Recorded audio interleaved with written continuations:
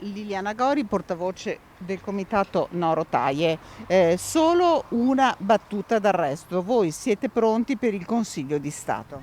Siamo prontissimi, era già stato predisposto fin dall'inizio che abbiamo presentato il ricorso al TAR come il famoso piano B, perché giustamente non ci si può imbarcare su una situazione del genere senza avere una possibilità nel caso fosse andato a male. Effettivamente il TAR ha sviscerato tutto il nostro ricorso, questi 3 ricorsi presentati, quindi non ha cassato a prescindere. Sono stati valutati attentamente, meno attentamente. Diciamo che forse è stato più un si arrangia qualcun altro, ecco.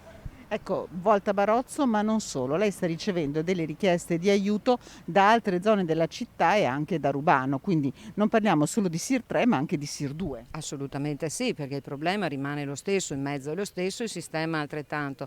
Da una settimana sono stata delegata portavoce di Corso Milano, dei residenti limitrofi, commercianti e quant'altro e amministratori di quella zona che è molto popolata, che anche per loro effettivamente sarebbe una cosa abbastanza pesante da accettare. Ci sarà anche Chiesa Nuova, ma sicuramente Rubano, che per lo stesso motivo, come parte finale di questo progetto, si ritroverebbe ad avere questo mezzo che passa all'interno di un quartiere. Altra domanda, aree verdi, è una grande preoccupazione. I padovani sono affezionati a pezzi di verde che probabilmente si perderanno. Beh, i pezzi di verde purtroppo le vediamo un po' alla volta che se ne vanno via.